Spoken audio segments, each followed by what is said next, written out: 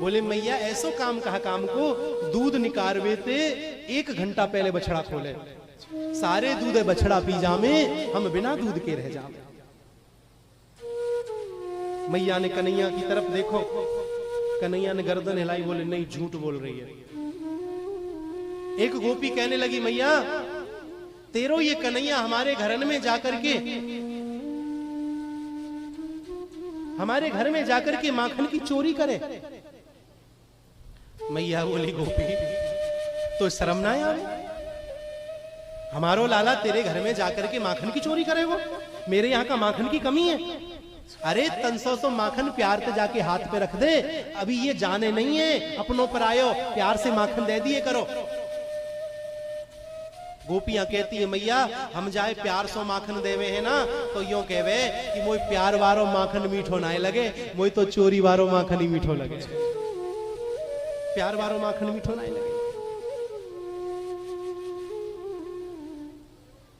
एक गोपी कहती है मैया तेरो ये कन्हैया हमारे घर में जाकर के हमारी मटकीन को फोड़ दे है, दहिये फैलाए देवे है। जब कन्हैया की मैया से गोपियां शिकायत करने लगी तो मैया को अच्छो नहीं लगा। कोई भी माँ हो अपने पुत्र की बुराई नहीं सुन सकती है, चाहे खुद कुछ कह ले लेकिन दूसरे को कुछ नहीं कहने देगी। कि पुत्र की बुराई मेरे कस के करे जे माही, मेरो प्राण प्यारो तेरो कहा कर आयो है। जो कछु कहो मोसो कहो, लाला को ना कछु कहो, जानी कैसे करके जे मैंने एक पूत पायो है।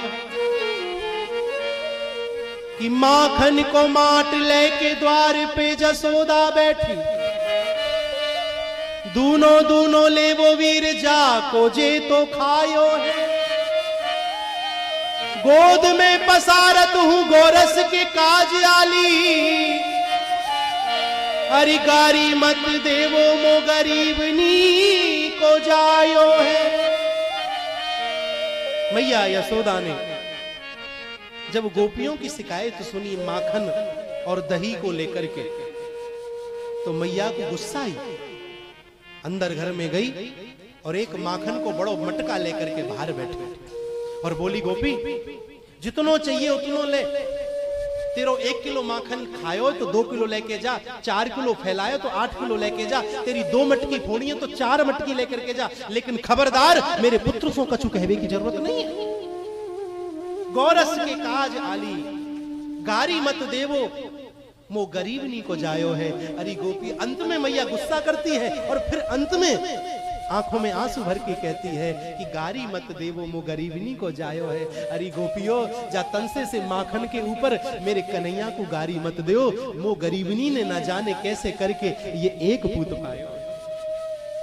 मेरे भाई बहन,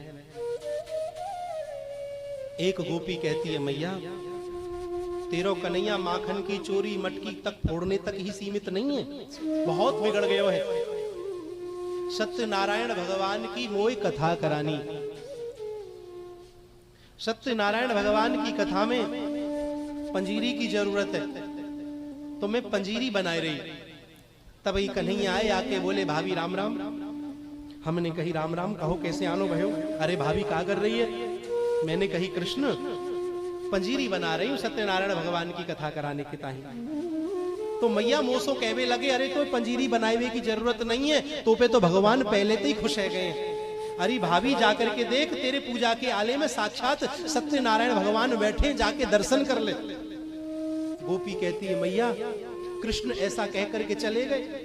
मैंने विचार किया जाकर के देखो तो सही, क्या पता भगवान बैठे हो, इतने समय से सत्यनारायण भगवान की कथा करा रही हूं। मैया मैं गई पूजा के घर में, जो मेरी चौकी है न जाने कहां से कन्हैया उत्तान के 4 पिल्लान में बैठा करके चले गए। ऐसे ऐसे ये काम मैया तेरो कन्हैया करे। मैया ने आंख निकाली कृष्ण की तरफ, चौरे।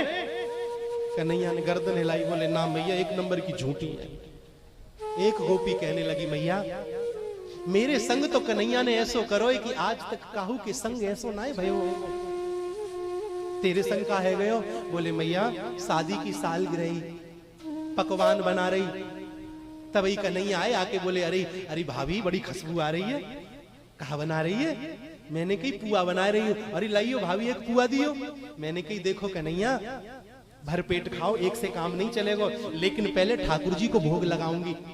तो कमर पे हाथ रख के बोले हमसे बड़ो ठाकुर जी कौन है, हमारो भोग लगा। मैंने कही देखो लाला बुरो मानो चाहे भलो मानो, पहले ठाकुर जी को भोग लगेगा।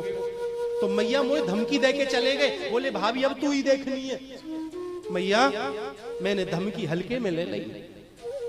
शाम को पति देव आए काम धंधे से लौट के, हम दोनों ने एक साथ बैठ करके भोजन पायो, शादी की सालगिरह की खुशी में और ज्यादा खायो, पकवान बनाए। पहले पकवान ऐसे ही बने महाराज, आलू झोल, पूड़ी, कचौड़ी, पुआ, पकौड़ी, रायतो, कोयला को दुघार लगो भयो, जैते महाराज पकवान कहवे। ये तो आजकल चले मटर पनीर, शाही पनीर और छोले और ये ना जाने क्या क्या। मैया सुंदर सुंदर पकवान बनाए, बड़े प्रेम से हम पति पत्नी ने पाए। मैया रात को हम सो गए, गलती से खिड़की खुली रह गई, खिड़की खुली रह गई। रात ही रात में कन्हैया ना जाने कब में वह खिड़की में घुस गए, खिड़की में घुस के अंदर आ गए। और मैया मेरे पति की दाढ़ी ते मेरी चुटिया बांध के कन्हैया चले गए। अब महाराज ये तो आप सब जाने नदबई वासियों, जब पकवान ज्यादा खाए लें तो प्यास भी लगे। अब मेरे पति को प्यास लगी, मैया पानी पीने के ताही, जल पीने के ताही जैसे ही खड़े भये तो उनकी दाढ़ी खिंची और मेरी चुटिया मेरे पे चिल्लाए के पड़े, अरे तैने मेरी दाढ़ी दबाए रखी है, दाढ़ी है छोड़। मैं बोली पहले तुम मेरी चुटिया छोड़ोगे, चुटिया खेच भी लग रहे हो जब तक। दाढ़ी चुटिया चुटिया दाढ़ी बलाए दे रह गई करते करते महाराज की चमतानी। जैते से प्रकाश को प्रबंध करोगे हो, पुराने जमाने की बात है, खटका को समय थोड़ा ही हो। प्रकाश को प्रबंध करोगे हो तो कहा देखो कि मेरे पति की दाढ़ी ते मेरी चुटिया बंध रही है। मैया ऐसे ऐसे काम ये तेरो कन्हैया करे। नदबई वासियों, आप अपने बच्चों की शिकायतें करते हो, ये बहुत उद्यमी है, ये बहुत शैतानी करता है, ये बहुत आतंकवादी है, ऐसी ऐसी शिकायतें माता बहनें करती हैं, भाई बांधव करते हैं। अब मैं आपसे ही पूछूं, क्या कृष्ण से भी ज्यादा उद्यमी तुम्हारी संतान है? ऐसे ऐसे काम तो तुम्हारी संतान नहीं करती ना। मैं इसीलिए कहता हूं बच्चों से और बुजुर्गों से बहुत प्रेम करो। ये बात मेरी गांठ मारना। बच्चे तो बच्चे हैं।